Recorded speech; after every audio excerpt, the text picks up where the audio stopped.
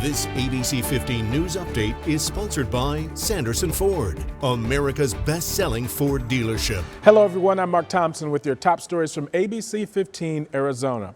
Remembering Queen Elizabeth II, the town of Gilbert lighting up the water tower in purple in honor of the monarch. And today, Britons paying their respects at Palace Memorial Garden, marking the second day of mourning of 10 days total. Just hours ago, Charles III was formally proclaimed Britain's new monarch in a ceremony televised for the very first time in history, the new king vowing to serve the nation with loyalty, respect, and love. The Queen, she will lie in state at Westminster Hall for 3 days, allowing the public to continue to pay their respects. Tomorrow, we mark 21 years since the attacks on 9/11. Ceremonies, they're planned across the country, continuing the commitment to never forget the victims and their families. Here in the Valley, students, they are recognizing those who died, showing their appreciation for local first responders and those military members. Monte Vista in Phoenix held a ceremony Friday where students gave thank you cards to police, firefighters, and veterans. And at Frontier Elementary in Peoria, students hosted a luncheon for those heroes.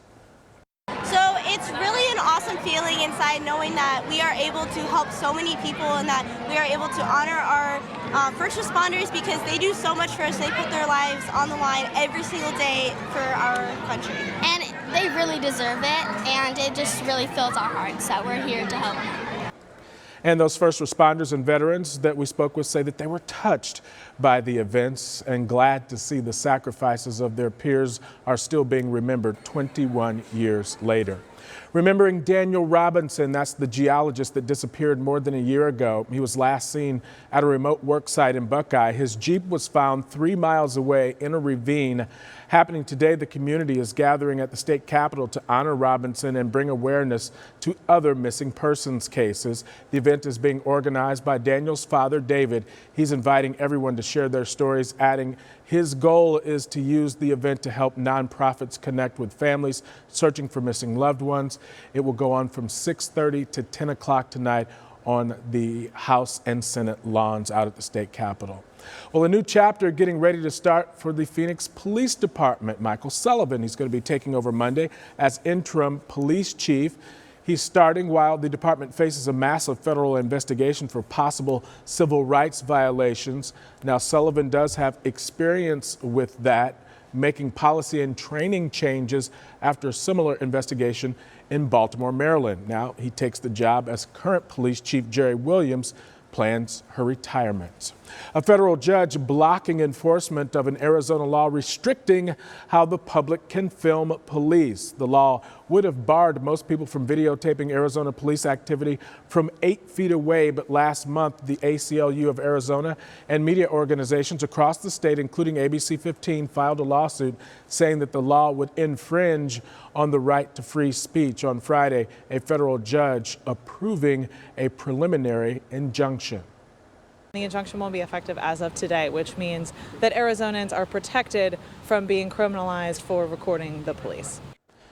And the judge has given a deadline of next Friday if anyone wants to file a motion to intervene and then defend that law in court. Hi there, I'm Nohelani Graff with your most accurate forecast after a really active stormy night. We're going to start to dry out here in the valley, but later this afternoon after 1 o'clock, we're going to start seeing some isolated thunderstorm activity to our north, becoming more widespread all along the rim.